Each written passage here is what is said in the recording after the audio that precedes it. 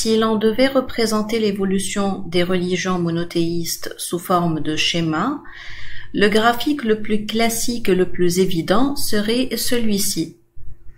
Le judaïsme, première religion monothéiste, a donné naissance au christianisme comme réforme au sein du système hébraïque, puis l'islam est apparu au VIe siècle en se basant sur l'héritage judéo-chrétien. Or, ce schéma est non seulement simpliste, mais il donne une vision erronée de la réalité. Un des principaux problèmes de ce modèle est qu'il ignore le contexte polythéiste majoritaire dans lequel ces religions ont émergé et qui n'a cessé d'inspirer et d'influencer les religions abrahamiques au fil du temps. Comme si ces trois religions étaient déconnectées de l'environnement qui les entourait, et comme si ces trois religions étaient apparues de nulle part sans aucune influence étrangère. En fin de compte, ce schéma revient à accepter naïvement le postulat des religions révélées, alors que ce sont des systèmes de croyances comme les autres qui naissent et qui se nourrissent de croyances préexistantes. Pour se représenter un schéma de l'évolution des trois religions abrahamiques, il faudrait concevoir un arbre généalogique plus complexe qui prend en compte au moins le polythéisme majoritaire de la région du Proche-Orient, qui avait des interactions et des influences constantes avec les religions qui ont émergé dans cette région. Le judaïsme, par exemple, est apparu dans la région cananéenne phénicienne du Proche-Orient.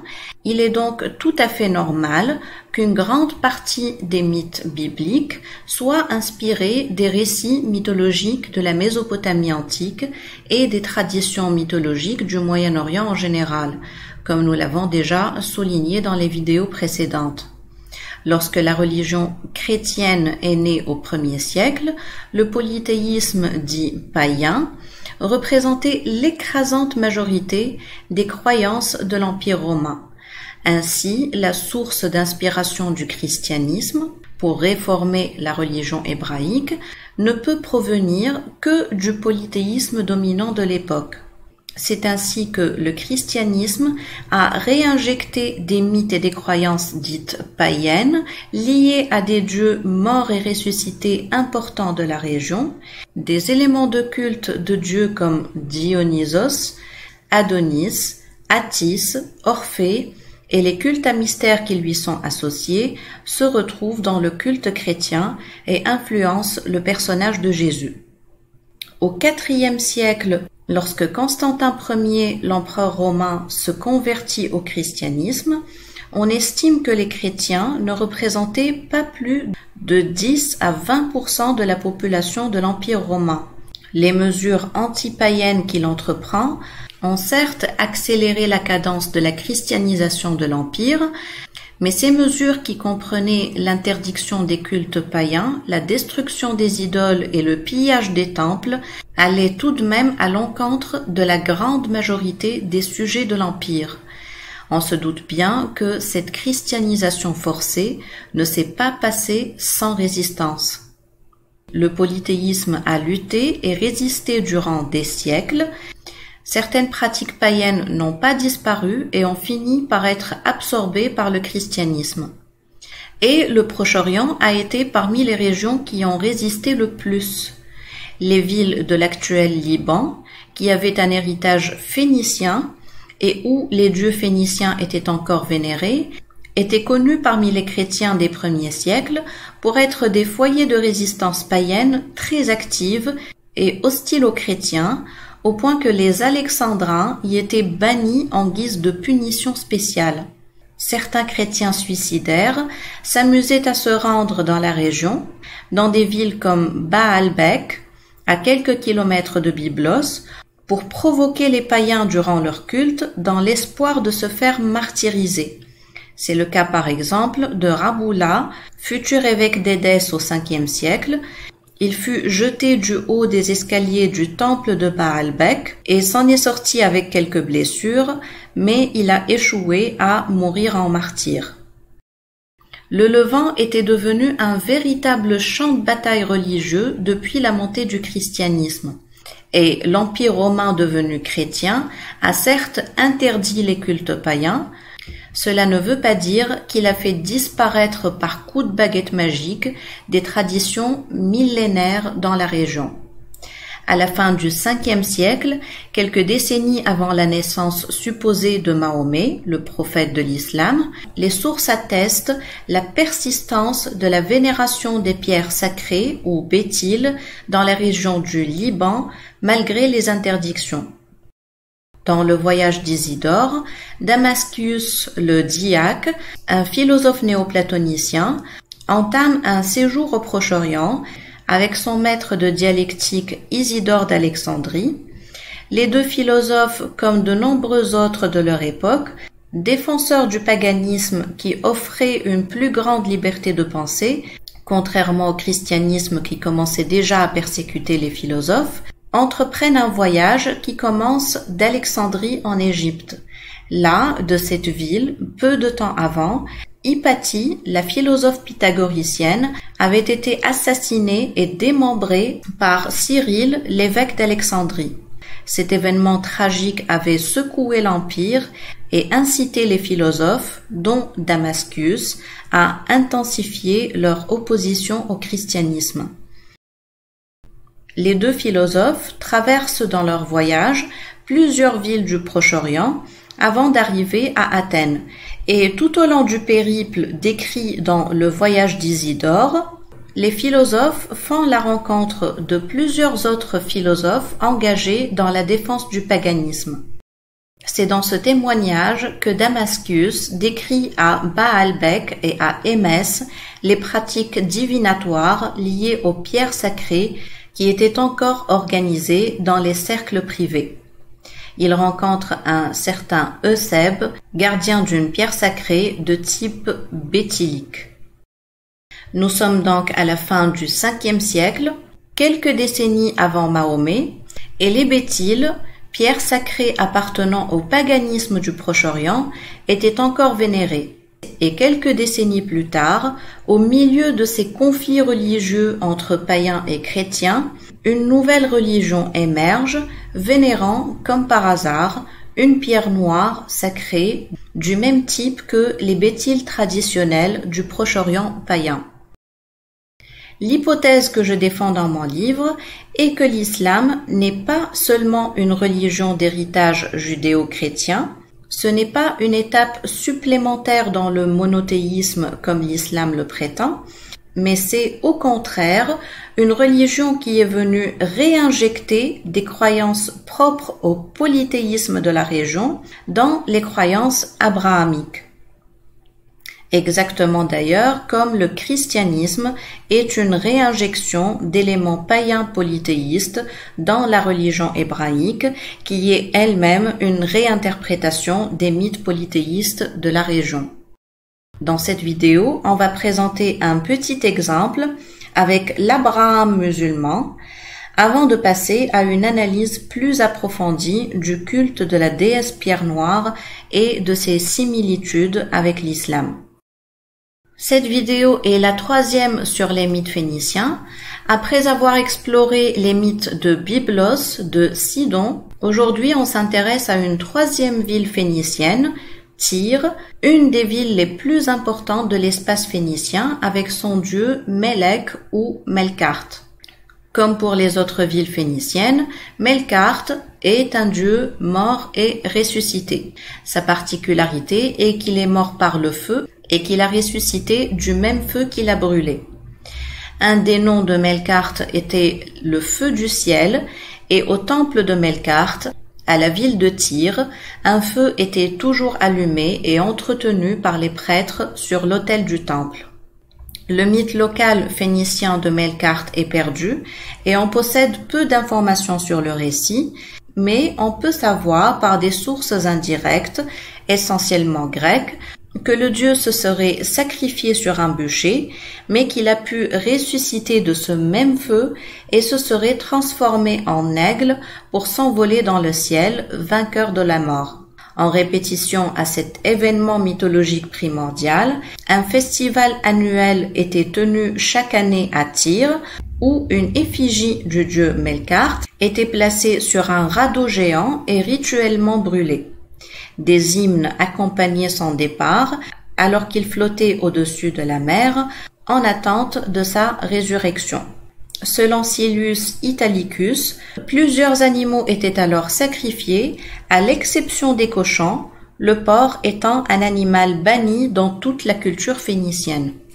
Il n'est pas clair si les prêtres du temple de Melkart étaient des eunuques comme dans les autres villes phéniciennes, mais Italicus mentionne que ces prêtres se devaient d'être célibataires. Peut-être que depuis l'époque phénicienne, castration et célibat des prêtres étaient déjà synonymes. Les prêtres sont décrits comme étant pieds nus, crâne et poils rasés durant les cérémonies, portant des tuniques de lin blanc.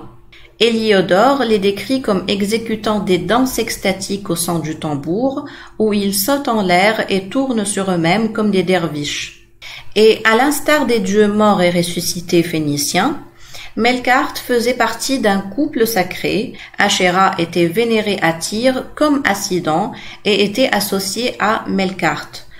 Lors du festival annuel dédié à la mort et à la résurrection du dieu, des colonnes votives en bois ou en pierre, appelées Ashéra, étaient placées sur les autels. Dans certains bas-reliefs de Tyr, représentant la naissance de Melkart, Ashéra est la déesse mère. Il semble donc qu'Ashéra, tout comme Balad-Gabal à Byblos, était à la fois la mère et l'épouse de Melkart, qui représentait le roi de la ville, comme on a vu dans les vidéos sur les croyances phéniciennes et mésopotamiennes. Les rois de la ville sont de dimension divine. Ils sont considérés comme les descendants directs de Melkart et Ashéra, ont donné au roi de Tyr le même titre que le dieu, Melkart, qui veut dire littéralement roi de la ville. Et on peut retrouver dans l'Ancien Testament un témoignage où le prophète hébreu Ézéchiel reproche au roi de Tyr de se considérer comme divin. Melek ou Melkart est le Moloch de l'Ancien Testament, associé à des pratiques rituelles justement impliquant le feu, comme dans ce passage du Lévitique. Un des mythes phéniciens de Tyr nous est parvenu, bien que dans une version tardive, racontée par l'historien gréco-égyptien du IVe siècle, Nonnus de Panopolis. Il s'agit du mythe de la fondation de la ville de Tyr. Au départ, il y avait 2 rochers flottants qui ne cessaient de se déplacer au-dessus de la mer. Ce sont les 2 pierres sacrées qui ont déterminé l'emplacement de la ville de Tyr. Sur l'un des rochers se trouvait un olivier en flammes avec un aigle perché au-dessus de l'arbre et un serpent enroulé autour du tronc. L'aigle et le serpent cohabitaient en harmonie dans l'arbre primordial. Un jour, le dieu Melkart, fondateur de Tyr, reçoit un oracle qui lui ordonne d'atteindre les 2 rochers en mer et de sacrifier l'aigle qui se trouvait au-dessus. L'oracle prédit que par ce sacrifice, les 2 rochers allaient se stabiliser, créant une fondation solide pour construire une ville. Melkart suit l'oracle, il demande aux habitants de la côte de construire un navire pour atteindre les pierres flottantes, ensuite il fait abattre l'arbre, capture l'aigle et le sacrifie, stabilise les pierres et fonde sur les 2 rochers la ville de Tyr. La ville de Tyr, pour rappel, était effectivement une ville située en mer, non loin des côtes, construite sur 2 îles rocheuses adjacentes au rivage et qui ont été réunies pour former la ville. Ce mythe est donc une version tyrienne des pierres sacrées ou divines, célèbres et vénérées dans toutes les villes phéniciennes. La plupart des villes phéniciennes possèdent un mythe d'origine où ce serait une pierre sacrée qui a déterminé l'emplacement où la ville a été fondée, indiquant ainsi la sacralité du lieu. Dans une version racontée par Philon de Byblos, c'est la déesse Ashéra qui apporte la pierre sacrée. Asherah parcourait la terre habitée lorsqu'elle découvre un astre volant dans les airs, une météorite. Elle prend possession de la pierre sacrée et la consacre à la ville de Tyr. C'est cette version qu'on trouve dans l'islam où la pierre noire de la Kaaba serait un astre tombé du ciel qui a déterminé justement l'endroit sacré où construire la Mecque et la Kaaba. Les béthyles ou pierres sacrées de l'Antiquité, dans les croyances phéniciennes, étaient censés être animés par l'esprit divin, de la divinité à laquelle la pierre appartenait. On leur accordait des pouvoirs surnaturels, on croyait que les béthyles pouvaient bouger, voler dans les airs, parler et produire des miracles. Des récits similaires existent dans la tradition musulmane concernant la pierre noire de la Kaaba. Nous aurons l'occasion de les explorer dans une vidéo dédiée à la pierre noire. À Tyr, les deux pierres sacrées qui ont fondé la ville sont représentées dans le temple central de la ville sous forme de deux piliers dressés de chaque côté de l'arbre sacré, l'olivier en flammes décrit dans le mythe et qui a une réplique dans l'enceinte du sanctuaire de Melkart. Cette représentation avec deux colonnes flanquant un arbre en flammes apparaît sur des pièces de monnaie d'époque romaine datant du IIIe siècle. Les inscriptions sur ces monnaies désignent les pierres comme étant des pierres divines. Hérodote d'Halicarnasse décrivait au 5e siècle avant Jésus-Christ ces deux piliers du temple de Melkart comme étant l'un en or, l'autre en pierre émeraude. Nonos de Panopolis dit que l'arbre et les deux piliers étaient dans une enceinte entourée d'un mur. Il nous explique que l'olivier avait du feu dans ses racines, ce qui brûlait partiellement le tronc et les branches. Cependant, l'arbre se nourrissait des cendres résultant de cette combustion et continuait à prospérer et à fleurir. On ignore quelle ruse les prêtres de Melkart ont utilisée pour rendre cette mise en scène crédible malgré son impossibilité technique, mais cette relation symbiotique entre l'arbre et le feu qu'ils ont voulu mettre en évidence symbolise la régénération à l'infini, la mort et la résurrection cyclique par le feu, où l'arbre se régénère continuellement de ses propres cendres, ce qui fait rappel au dieu de la ville, Melkart, Dieu mort et ressuscité par le feu. Le mythe de la mort et de la résurrection par le feu, avec l'acte de renaître de ses propres cendres, se répète dans les croyances de la ville de Tyr avec différentes versions. Il y a Melkart, le dieu qui s'est sacrifié sur un bûcher et qui s'est envolé au ciel sous forme d'un aigle. Il y a l'olivier en flammes qui se nourrit de ses cendres, mais il y a aussi, bien évidemment, le phénix, beaucoup plus connu dans la culture occidentale, grâce à sa transmission par la mythologie grecque. Le phénix, si on a besoin de le rappeler, c'est une créature légendaire, ressemblant à un aigle ou un paon, avec des plumes de couleur vive, rouge, doré et pourpre, et qui a cette caractéristique distinctive qu'à chaque fois qu'il meurt en s'immolant dans un spectacle de flammes, il renaît de ses propres cendres, ce qui fait de cette créature le symbole de la vie éternelle et du cycle de la mort et de la résurrection à l'infini. Le mythe du phénix est d'origine phénicienne comme son nom l'indique.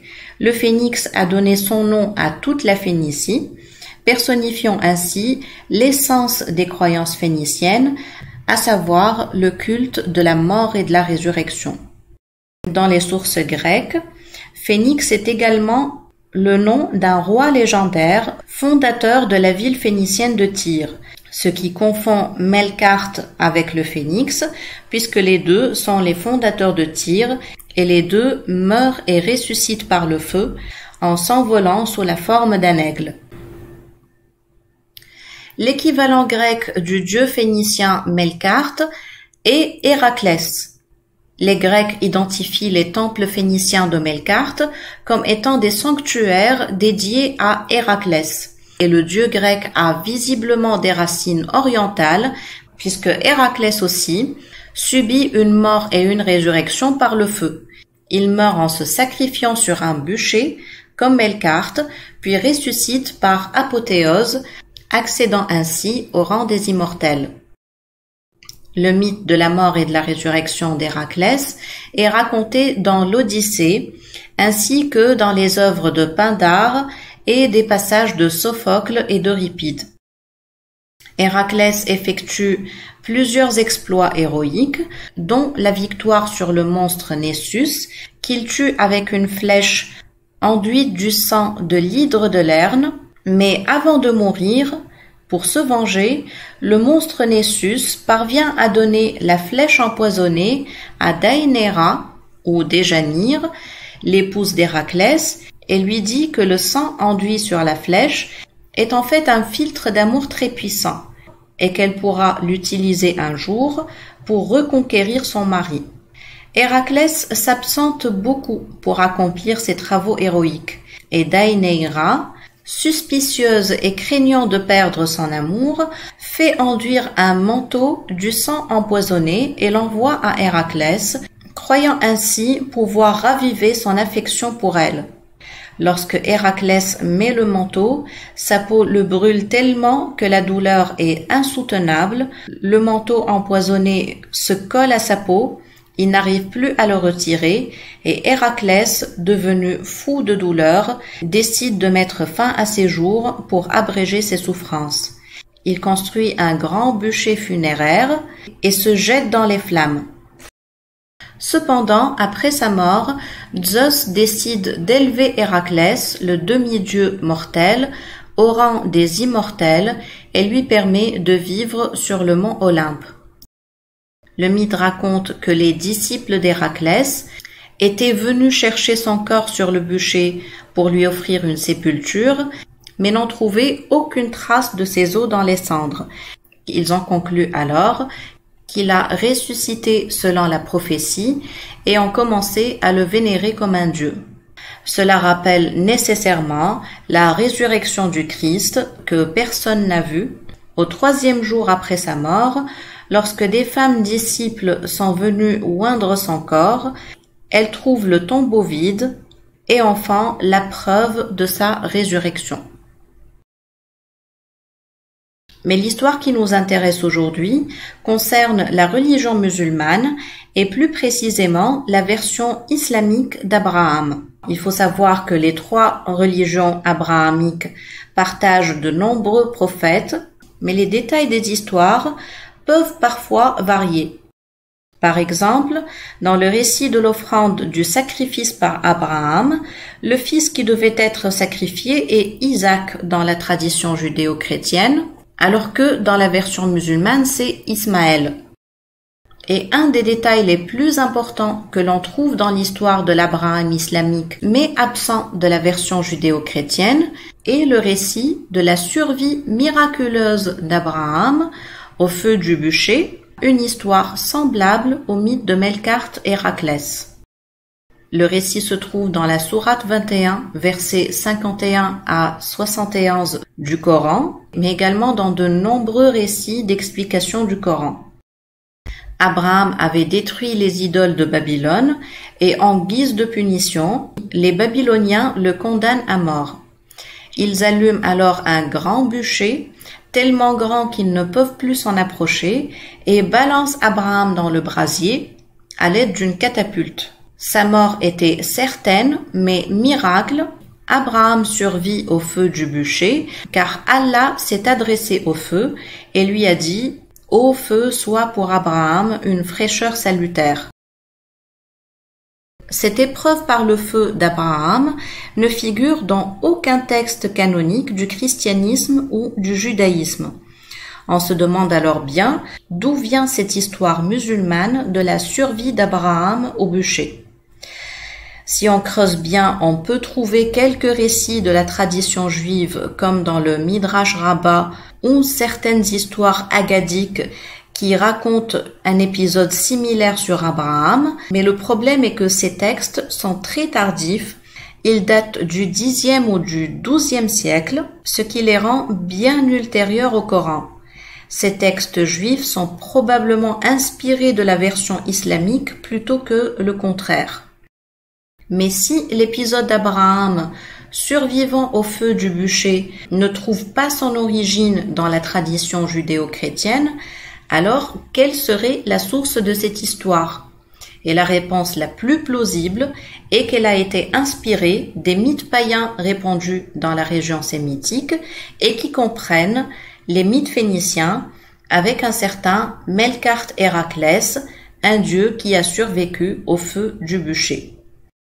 L'islam est une religion abrahamique, certes, mais l'Abraham musulman est différent des autres Abraham. Il est immunisé contre le feu, comme le dieu mort et ressuscité phénicien de la ville de Tyr. Cela soutient l'hypothèse de l'islam qui a réintégré des croyances païennes dans les mythes judéo-chrétiens. La réintroduction d'ailleurs d'une pierre noire sacrée dans le culte musulman, absente du culte judéo-chrétien mais présente dans les croyances païennes phéniciennes, comme la pierre noire de Balad Gabal, renforce encore cette hypothèse. On peut supposer que l'imaginaire pré-islamique était imprégné de mythes issus de la tradition phénicienne et qu'en adoptant les récits bibliques, les premiers musulmans y ont intégré des éléments de leur propre culture. Cela est d'autant plus crédible que les légendes pré-islamiques arabes incluent effectivement une histoire similaire concernant un personnage légendaire arabe pré-islamique, Imru al-Qaïs ou Imr al-Qaïs en arabe. Imru al-Qaïs est une figure qui occupe une place particulière à la fois dans l'histoire et la légende pré-islamique. C'est un prince du royaume de Kinda au VIe siècle, autour duquel se construisent toute une sorte de légendes. Il est connu pour être le père de la poésie arabe. C'est un prince libertin dont la vie hédoniste est caractérisée par la quête des plaisirs terrestres, des festins et du vin. C'est un nomade éternel qui voyage d'un endroit à l'autre, toujours entouré de troupes de danseurs, de musiciens, de chanteurs, etc. L'épisode qui nous intéresse dans la vie d'Imru al-Qaïs est celui de sa mort. Le prince dans la légende était épris de la fille de l'empereur byzantin et lui a dédié plusieurs poèmes. Cependant, un homme nommé Al-Tama, qui nourrissait une rancune envers le prince, le dénonça à l'empereur. Mécontent de cette situation, l'empereur décide de faire assassiner Imru al-Qaïs. Il lui fait parvenir un manteau tissé d'or, mais à l'intérieur du vêtement était enduit un poison extrêmement puissant. Dès que le prince revêtit le manteau, le poison se diffusa dans son corps, lui provoquant des brûlures intenses qui le mènent à une mort douloureuse et atroce. C'est après cette tragédie qu'il reçoit le surnom de Zul Quruh, qui veut dire le brûlé. Dans cet épisode, on reconnaît le mythème du manteau empoisonné qui mène à une mort atroce par la brûlure et qui existe dans le mythe de Melkart Hercule. Cet épisode de l'histoire d'Imru al-Qaïs montre que la culture orale pré-islamique était déjà imprégnée des mythes et légendes antiques du Proche-Orient, dont le mythe de Melkart Héraclès, de telle manière qu'un fragment de ce mythe a été intégré à la légende d'Imru al-Qaïs, de la même façon d'ailleurs qu'un autre fragment du même mythe, celui de la survie au feu du bûcher, a été intégré à l'histoire d'Abraham à l'époque islamique. Dans l'épisode prochain, on revient à la déesse Pierre Noire et son couple, cette fois dans sa version phrygienne, à savoir la déesse Cybèle et son couple avec Attis. Je rappelle que ces vidéos sont inspirées de mon livre La pierre noire du paganisme à l'islam. Le lien est en description. Merci d'avoir regardé cette vidéo et à bientôt.